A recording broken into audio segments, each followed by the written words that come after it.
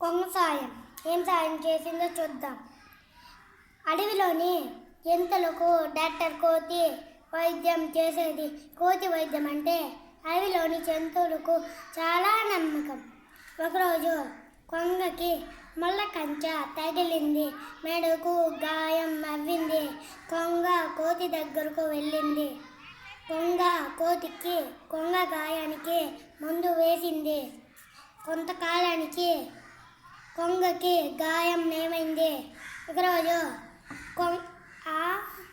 కోతి హాస్పిటల్కు వస్తూ ఉంది. దారిలో కాలికి ముళ్ళు గుచ్చుకుంది.